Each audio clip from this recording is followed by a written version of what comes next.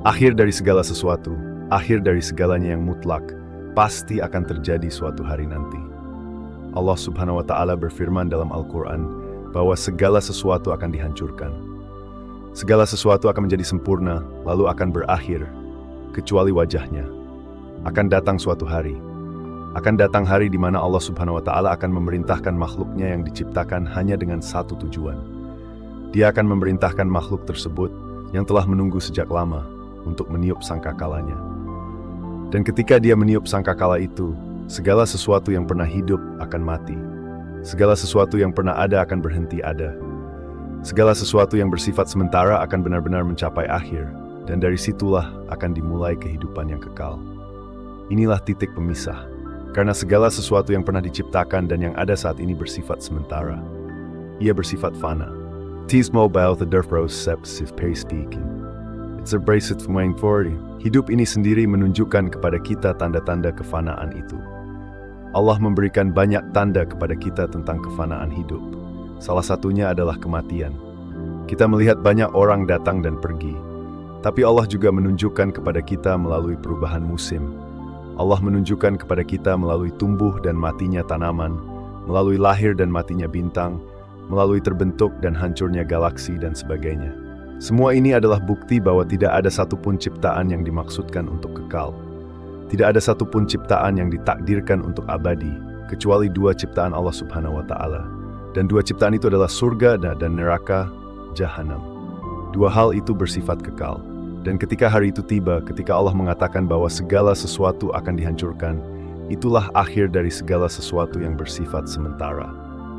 Setelah hari itu, yang tersisa hanyalah keabadian. It's worth right here in the brain realis 4. Jannah al-Tanam. Sekarang kita melihat diri kita di dunia ini berada dalam berbagai macam kondisi. Kita bisa saja berada dalam kondisi baik lalu berubah menjadi buruk. Atau seseorang bisa saja berada dalam kondisi buruk lalu berubah menjadi baik.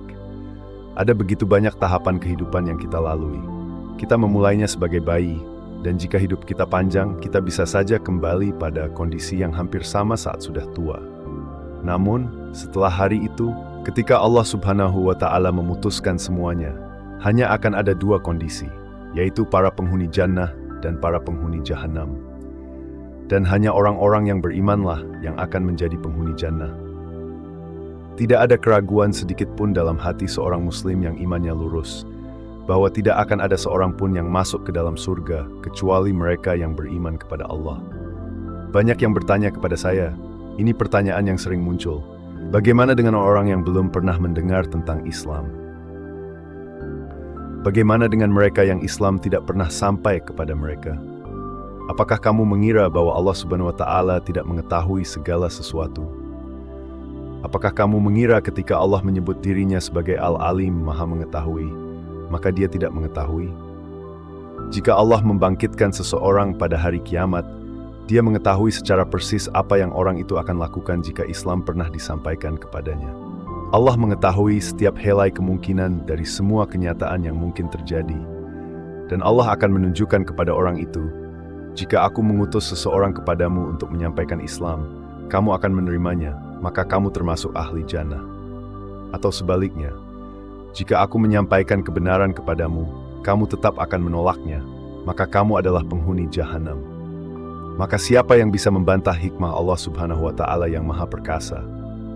It's the Aristotle yang akan tersisa setelah empire. Alasan mengapa saya ingin mengingatkan kita semua tentang kefanaan dunia ini adalah karena kita telah membentuk pola pikir, seolah-olah kebalikannya adalah benar. Kita hidup seakan-akan dunia ini kekal, seolah-olah kehidupan ini abadi, seolah-olah tidak akan pernah berakhir. Kita membangun kehidupan di dunia ini seakan-akan kita tidak akan pernah meninggalkannya. Dan kita memperlakukan akhirat seolah-olah sesuatu yang sementara, sesuatu yang asing, sesuatu yang hanya kemungkinan, bahkan seperti dongeng atau khayalan.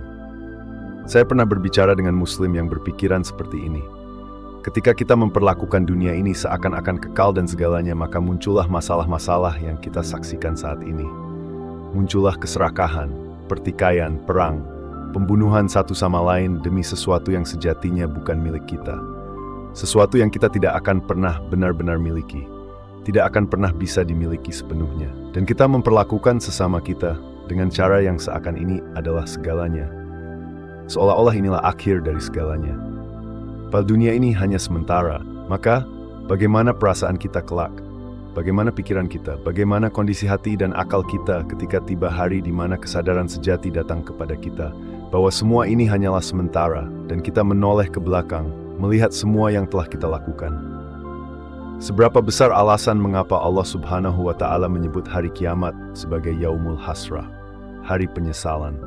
Seberapa besar penyesalan yang akan kita rasakan? Karena akan datang suatu saat dalam kehidupan setiap dari kita. Kapan itu terjadi? Tidak ada yang mengetahuinya.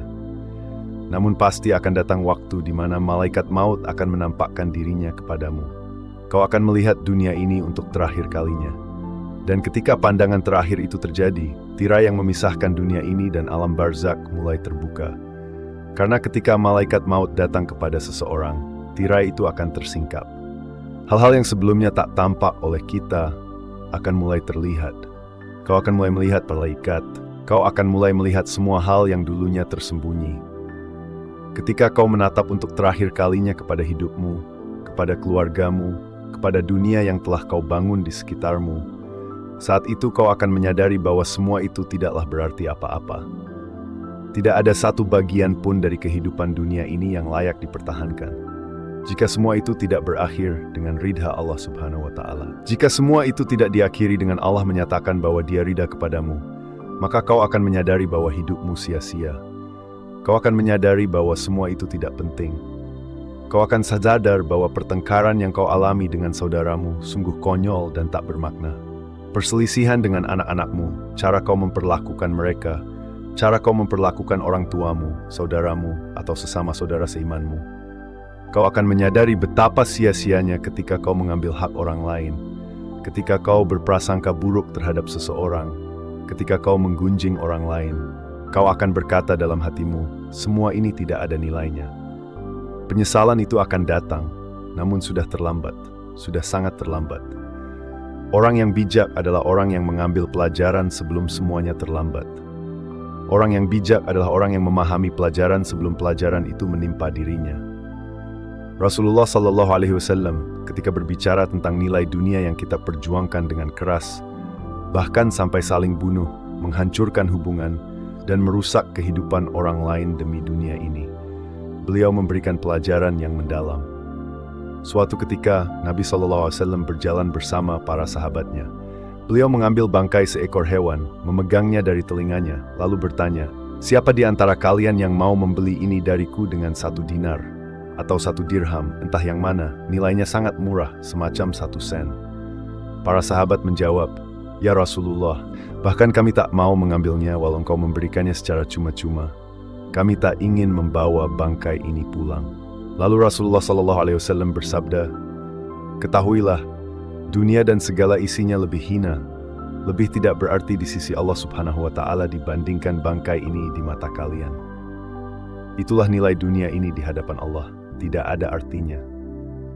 Suatu kali, Rasulullah SAW duduk bersama para sahabatnya, dan beliau bertanya, sebagaimana jika engkau hadir dalam sesi pelatihan dakwah hari Rabu lalu, engkau akan tahu bahwa bertanya adalah sunnah Nabi dalam mengajar, dan secara psikologis terbukti sebagai metode yang efektif untuk mengajarkan sesuatu. Nabi SAW bertanya kepada sahabat, siapakah orang yang bangkrut itu? Mereka menjawab, orang yang tidak memiliki uang. Begitulah cara kita memandangnya. Orang itu miskin karena tidak punya uang. Namun Nabi SAW berkata, itu bukan orang yang bangkrut. Beliau bersabda, orang yang benar-benar bangkrut adalah orang yang di dunia ini mengumpulkan begitu banyak amal kebaikan. Lalu dia datang kepada Allah pada hari kiamat dengan pahala sebanyak gunung. Tapi karena di dunia dia telah menzalimi orang lain, menggunjing, memfitnah, menindas, merampas hak orang lain, mengabaikan amanah, maka Allah akan mengambil pahala-pahala itu darinya dan memberikannya kepada orang-orang yang dia zalimi. Hingga ketika pahala itu habis, dosa-dosa orang-orang yang dia zalimi akan dibebankan kepadanya. Maka dia pun diseret ke neraka. Itulah kebangkrutan sejati. Hidup seumur hidup berbuat baik, hanya untuk melihat semua kebaikan itu menjadi debu di hari kiamat. atau diberikan kepada orang lain karena engkau memperlakukan dunia ini seolah-olah ia abadi, seolah-olah dunia ini segalanya. Akan ada satu tahapan di hari kiamat yang sangat penting. Kita tahu bahwa setelah hari kebangkitan, Allah akan menghancurkan segala sesuatu dan memulai segalanya dari awal. Setelah itu, catatan amal akan diberikan kepada kita. Setelah menerima catatan itu, amal-amal akan ditimbang. Karena yang penting bukan hanya jumlah, tapi juga bobotnya. Ada orang yang amalnya sedikit tapi berat timbangannya, dan ada orang yang amalnya banyak tapi ringan timbangannya. Setelah itu, orang-orang yang pantas masuk surga, mereka yang ditimbang amalnya dan dinyatakan baik oleh Allah, akan melewati jembatan yang sangat tipis, setipis rambut, dan lebih tajam dari pedang. Sebagian dari kita tidak akan berhasil melewatinya. Ada yang akan terjatuh, diseret ke neraka. Ada yang akan melewatinya secepat kilat. Ada yang merangkak. Aku tidak peduli bagaimana caranya, asalkan aku bisa melewatinya. Tapi setelah melewati itu semua, dan kita kira bahwa semuanya telah selesai, ternyata belum. Allah Subhanahu wa Ta'ala kemudian akan mengumpulkan seluruh manusia dan berfirman, "Sekarang saatnya kalian menyelesaikan urusan di antara kalian sendiri. Siapa yang pernah menzalimi orang lain, menyakiti, menggunjing, meminjam dan belum membayar, atau menindas sesama, semuanya akan diadili. Sekarang saatnya amal-amal benar-benar dicatat dan semuanya terjadi. Betapa banyak dari kita yang akan duduk, termenung dan berkata, andai saja aku tidak pernah mengucapkan itu. Andai saja aku tidak pernah melakukan itu. Andai saja aku tidak pernah mengambil itu. Semua itu tidak sebanding, tidak layak. Kita telah sampai sejauh ini. Namun karena masalah-masalah kita sendiri, karena ego kita yang konyol, pola pikir kita yang keliru, dan kekhawatiran-kekhawatiran dunia yang sia-sia, yang sebenarnya tidak penting, maka kini kita harus menyelesaikan urusan-urusan kita pada hari ini. Betapa konyolnya kita akan terlihat. Karena itu aku katakan, jika engkau memiliki masalah dengan saudara laki-laki atau saudara perempuanmu, selesaikanlah. Benahi dengan baik, akhiri, maafkanlah demi Allah Subhanahu wa Ta'ala. Jika engkau punya masalah dengan keluargamu, selesaikanlah, perbaikilah. Perbaikilah sekarang juga. Jangan sampai engkau harus berdiri di hadapan pengadilan panjang setelah melalui kesusahan yang berat, dan baru kemudian berusaha memperbaikinya. Perbaikilah sekarang juga. Jika engkau telah merusak hubungan dan ikatan keluarga, maka perbaikilah. Salah satu amal terbaik yang dapat dilakukan adalah menyambung kembali tali silaturahim, mempererat hubungan kekeluargaan dan mendamaikan antar sesama. Nabi Muhammad SAW bersabda, salah satu amal paling agung yang dapat engkau lakukan adalah mendamaikan saudara-saudaramu. Kita semua menginginkan kedamaian. Kita ingin hidup dalam damai. Satu-satunya cara untuk meraih kedamaian adalah dengan memahami bahwa dunia ini tidaklah kekal. Tidak ada satupun di dunia ini yang sejatinya milik kita. Dunia ini ada karena suatu alasan, dan alasan itu akan berakhir. Ambillah secukupnya dari dunia ini. Tolonglah sebanyak mungkin orang. Usahakan untuk tidak menyakiti siapapun. Dan jika engkau menyakiti, maka maafkanlah. Dan jika mereka meminta maaf, maka maafkanlah pula. Lakukanlah semua itu karena Allah Subhanahu wa Ta'ala. Aku ingin engkau merenungkannya sepanjang hari ini tentang akhir segala sesuatu, karena ia pasti datang. Ia benar-benar akan datang. Itu adalah janji dari Allah Subhanahu wa Ta'ala. Hari itu akan datang kepada kita lebih cepat dari yang kita kira. Akhir dari segalanya bagi kita adalah hari ketika kita bertemu dengan malaikat maut. Dan setelah itu semuanya sudah terlambat untuk diperbaiki. Sudah terlalu terlambat. Penyesalan terbesar adalah milik orang-orang di hari kiamat. Mereka akan menyesal dengan penyesalan yang tiada banding. Maka marilah kita menjadi kaum yang insya Allah berusaha memperbaiki masalah dan urusan kita sebelum semuanya diperbaiki untuk kita secara paksa. Marilah kita menghisap diri kita sendiri dan orang-orang yang berinteraksi dengan kita sebelum Allah yang menghisapnya.